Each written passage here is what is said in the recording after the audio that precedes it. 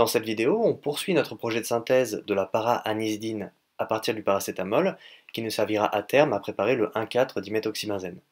La dernière fois, on avait réalisé la méthylation du paracétamol en para-acétanisidine, et aujourd'hui, on va hydrolyser l'amide pour obtenir la para-anisdine. Donc allons-y, on va commencer par introduire dans un ballon de 500 ml le produit de la précédente vidéo, donc la para-acétanisdine.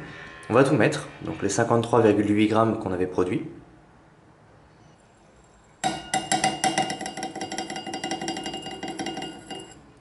On va maintenant rajouter 250 ml d'eau et on va rincer au passage l'entonnoir.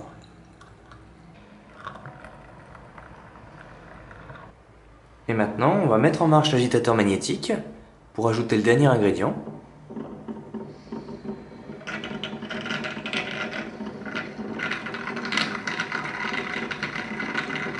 « 39 g de soude, soit 3 équivalents sur la para-acétanisdine.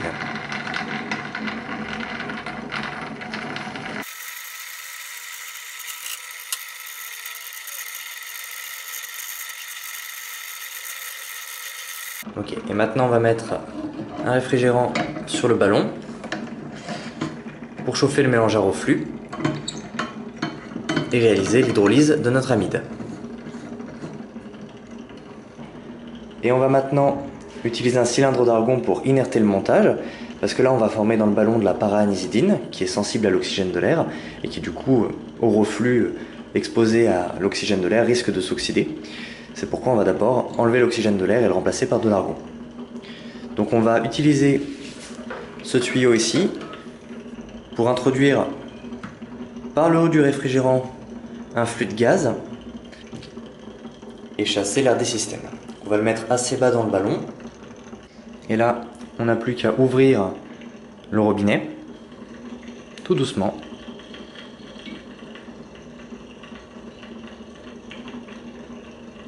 Pour chasser l'air des circuits et le remplacer par de l'argon. Ça y est, donc là il y a l'argon qui circule.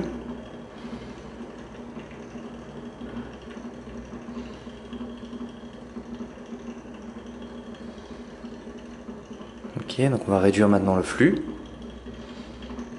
Maintenant on va retirer tout doucement le tuyau avec toujours un petit flux d'argon.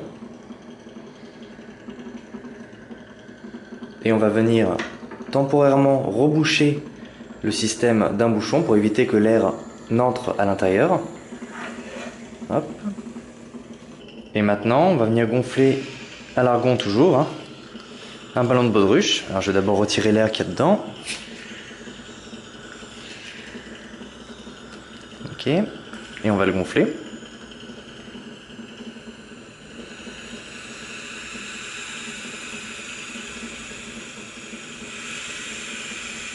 Ok, ça va être suffisant.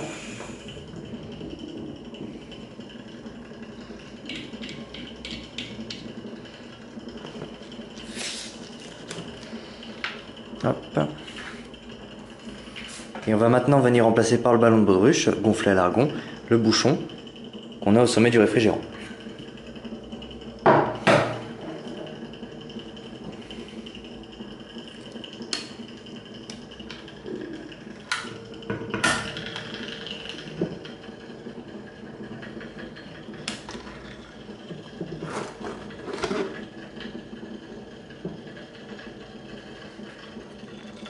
Et maintenant voilà, tout le montage est sous argon, donc la para-anisdine ne s'oxydera pas quand elle se formera. Et le montage est fermé par le ballon de baudruche lui-même sous argon, qui permet un équilibrage en pression avec l'atmosphère. On peut donc activer les circuits de réfrigération de l'appareil.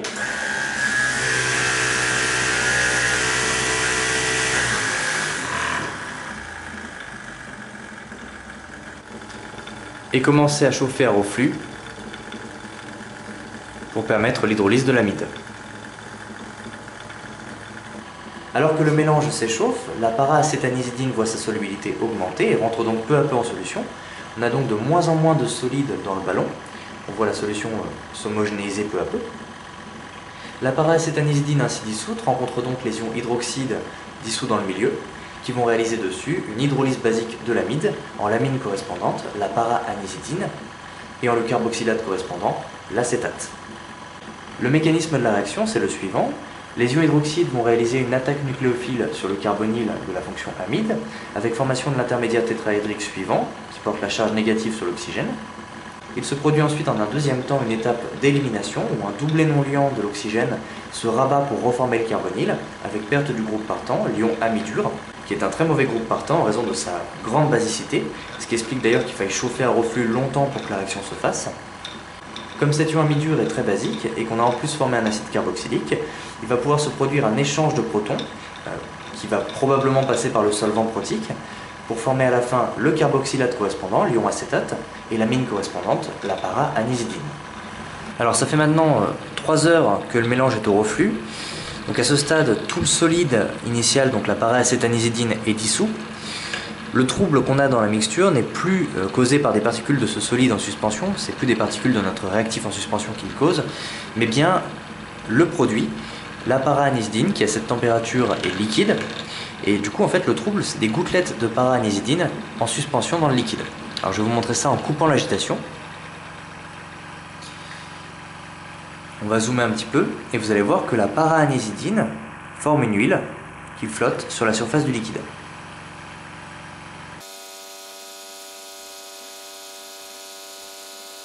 Donc on voit bien maintenant la couche huileuse de para-anisdine qui flotte à la surface du liquide.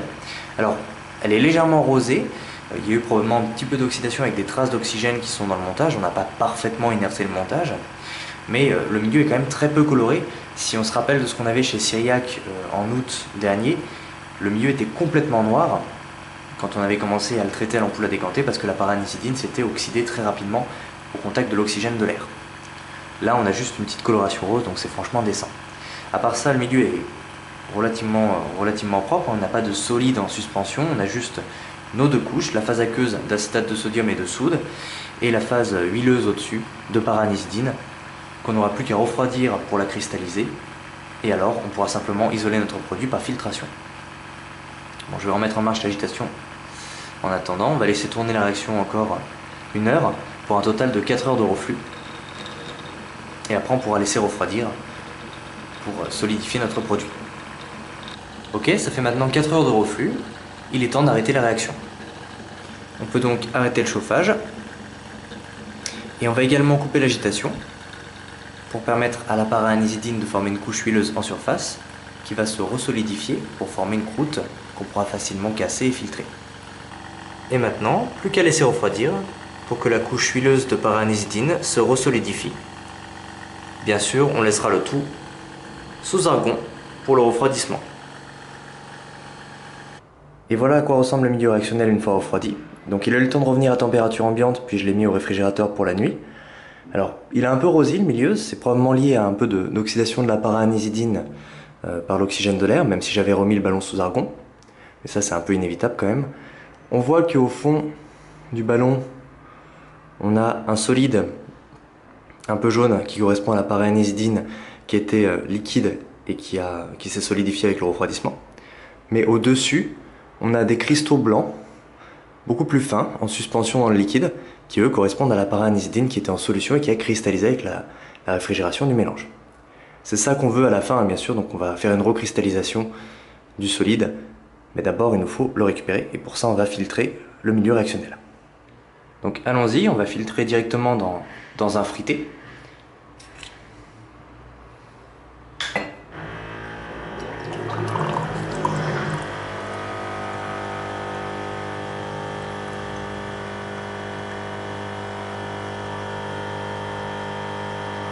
Alors là on voit bien toutes les paillettes en suspension dans le liquide, qui sont la para-anisdine très pure, cristallisée. Au fond du ballon pour l'instant reste la para-anisdine un peu moins pure, je vais la mettre à la fin pour éviter de boucher trop le fruité. Alors au cours de cette simple étape de filtration, au final, on va récupérer le fragment amine issu de l'hydrolyse de l'amide, qui est la para-anisdine peu soluble dans l'eau, et on va séparer de notre produit le fragment carboxylate qui correspond à notre ion acétate qui lui est soluble dans l'eau et qui va donc passer dans le filtre.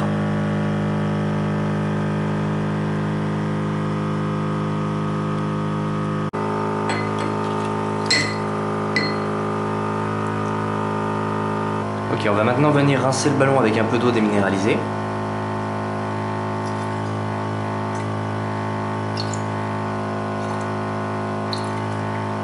Et maintenant on rince le solide dans le filtre en transférant ce qui reste de para-anisitine. On va penser à triturer un peu pour bien récupérer tous les composés ioniques, donc l'acétate de sodium et puis tout l'hydroxyde de sodium qu'on avait en excès.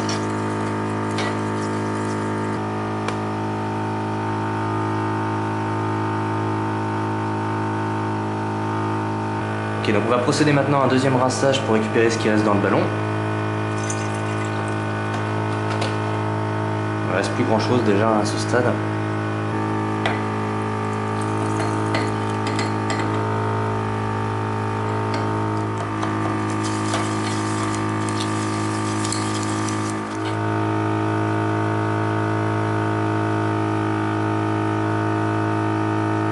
Donc on a maintenant d'une part la para-anisitine brute et d'autre part tous les sels sodiques et en particulier la soude en excès et l'acétate de sodium. Donc on va maintenant pouvoir couper la pompe et récupérer le frité qui contient la para-anisitine brute pour procéder tout de suite à une recristallisation. Donc pour recristalliser la para-anisitine, on va d'abord l'introduire dans un ballon bicol avec un entonnoir. On va aussi transférer le barreau aimanté qui est à l'intérieur.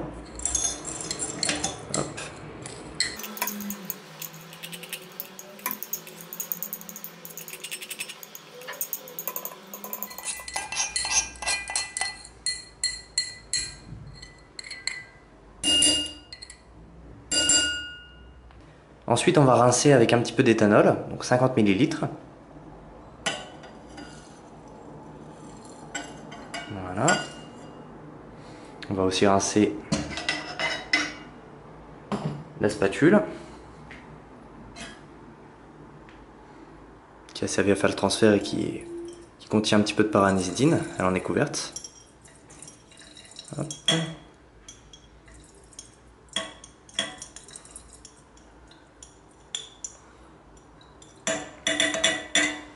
Voilà. On va ensuite couvrir le ballon d'un réfrigérant droit. Et sur le deuxième col, on va introduire un adaptateur qui permettra de faire un balayage à l'argon pour flusher le système. Activons les circuits de réfrigération de l'appareil.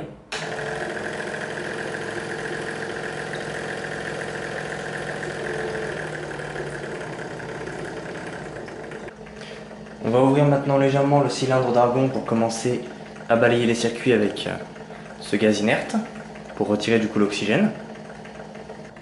Et évidemment, si on veut se faire une idée de combien de gaz passe dans le système, pour se faire une idée de voilà, si on est en train de bien balayer l'air du circuit ou non, et si l'argon est ouvert ou pas, ce qu'on peut faire, c'est mettre en sortie du système, donc par le haut du réfrigérant, un bulleur qui nous montre du coup à quelle vitesse l'argon passe dans le système. Donc là c'est bon, hein, j'ai fait passer l'argon comme ça pendant 40 secondes, une petite minute peut-être. Donc on va maintenant pouvoir fermer l'argon. Avec un bullage pareil, normalement tout l'air du système est parti. On n'a plus que de l'argon dans le circuit. On ferme l'argon. Hop. Ok, donc maintenant que tout est sous argon, on va pouvoir commencer la recristallisation. Donc on va chauffer. Alors je vais la mettre la plaque à 160 degrés. L'alcool bout à 80 degrés. Et on va commencer à agiter.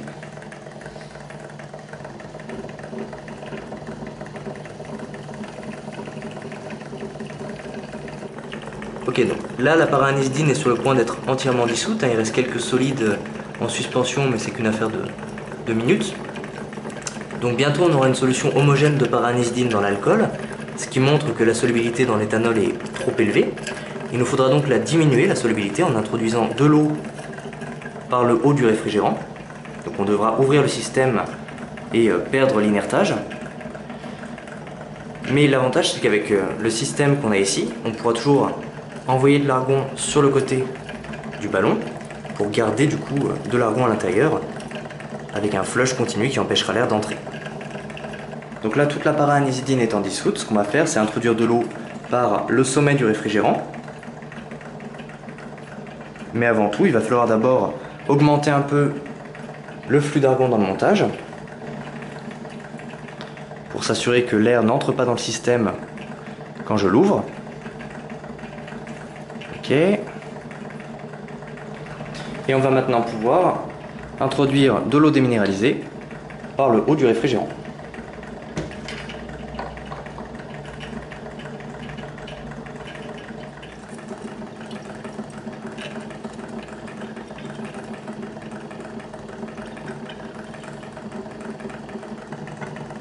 Ok, donc on continue à ajouter de l'eau jusqu'à avoir trouvé la limite de solubilité de la para-anisidine.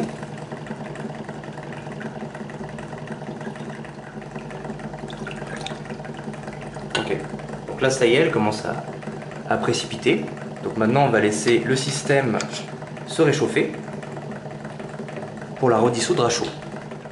Ok, donc là le mélange a eu le temps de se réchauffer, mais il reste encore trouble. Et si je coupe l'agitation, on voit que en fait il y a encore en suspension un solide.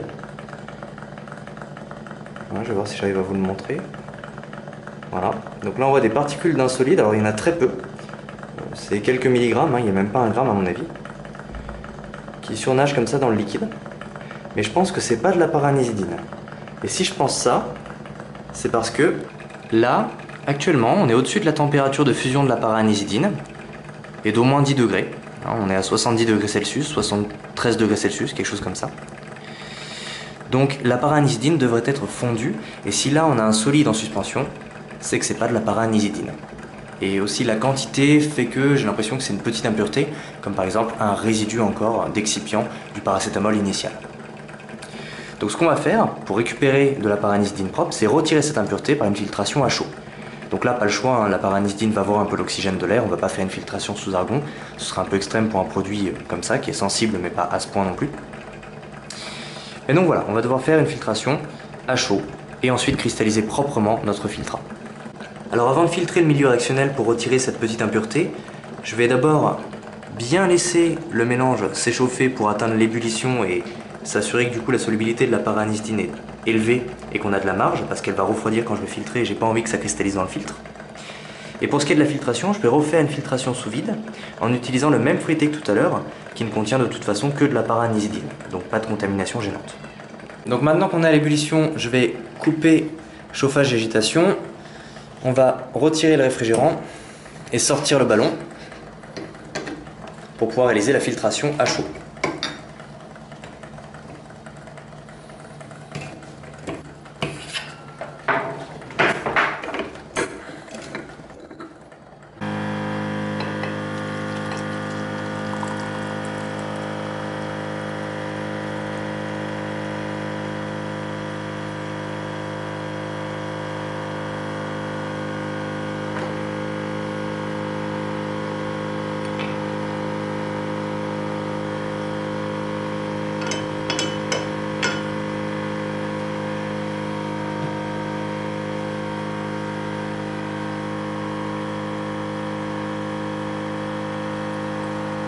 Et on récupère ici notre filtrat de para-anisidine dans l'éthanol et l'eau qui cristallisera en refroidissant.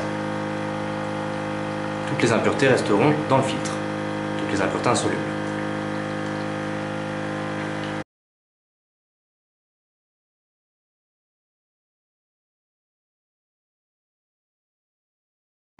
Et voilà, on a maintenant ici notre filtrat de para-anisidine dans l'éthanol et l'eau qu'on a séparé des impuretés solides. On va maintenant pouvoir couper la pompe et retirer le fruité.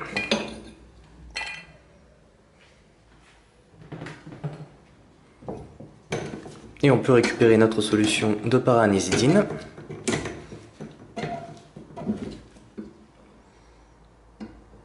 Qui est maintenant tout à fait limpide. Alors avant de la mettre au réfrigérateur pour cristalliser la solution, on va d'abord inerter rapidement l'Erlenmeyer à l'argon pour éviter d'avoir trop d'oxydation. Ok, et maintenant on va venir le boucher. Plus qu'à laisser refroidir la solution.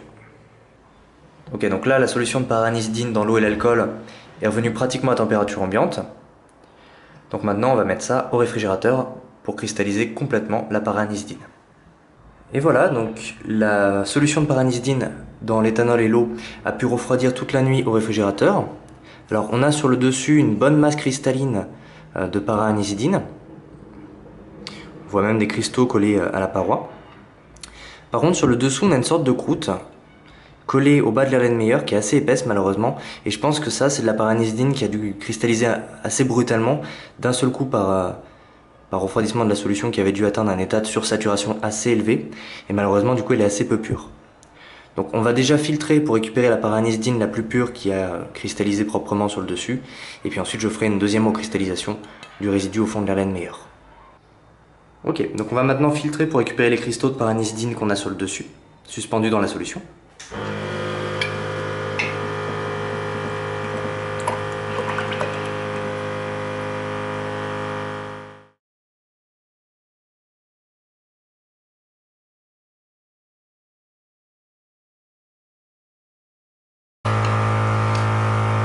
Et voilà donc à quoi ressemble le solide dans le filtre.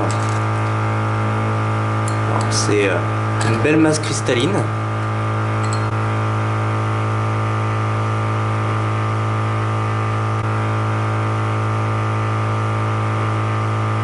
On va procéder à un premier rinçage avec un peu d'eau. Hop.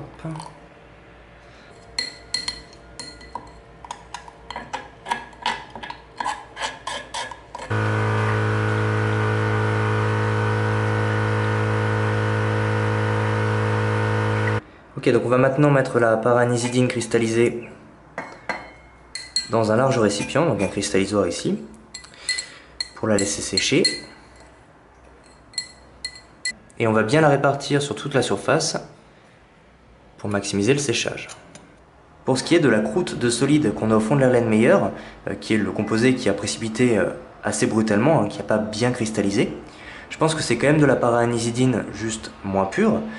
Et donc on va procéder à une nouvelle recristallisation pour purifier le produit et obtenir le même genre de cristaux que ce qu'on vient d'obtenir maintenant. La croûte de para-anisdine impure est donc remise en solution dans le mélange eau-éthanol à chaud et sous-argon.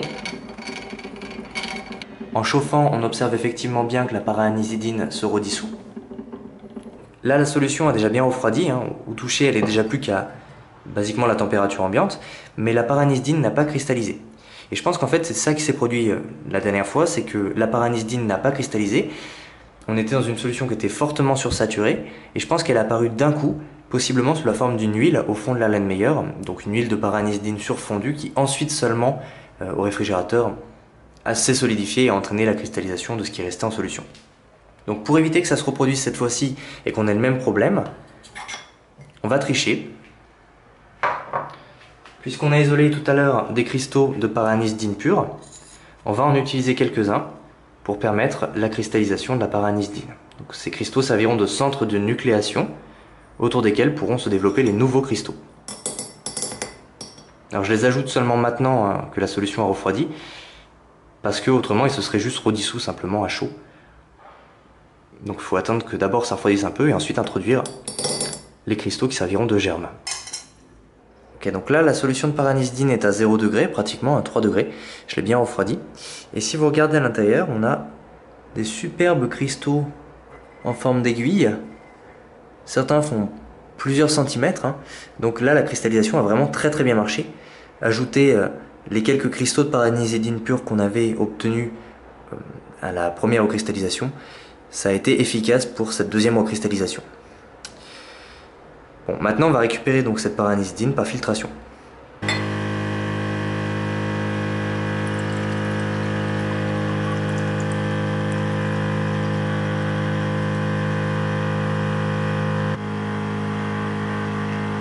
Regardez-moi un peu les cristaux qu'on a au fond de l'Erlenmeyer, ils sont magnifiques.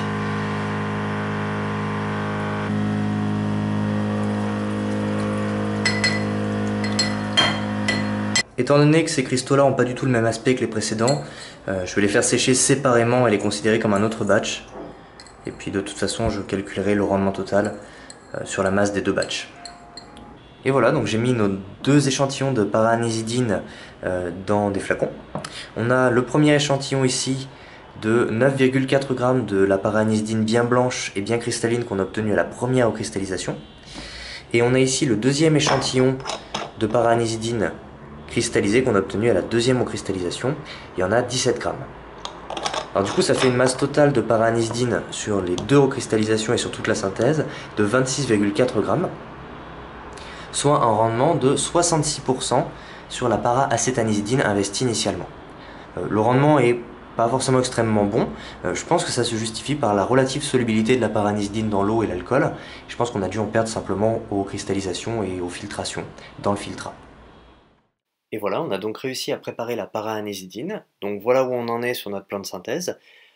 On a réussi à convertir avec succès 64,4 g de paracétamol en 26,4 g de para-anisdine, avec des rendements corrects aux deux étapes qu'on a réalisées. Et dans les vidéos à venir, nous pourrons enfin nous intéresser à la transformation de cette para-anisdine en 1,4-diméthoxybenzène en passant par un diazonium.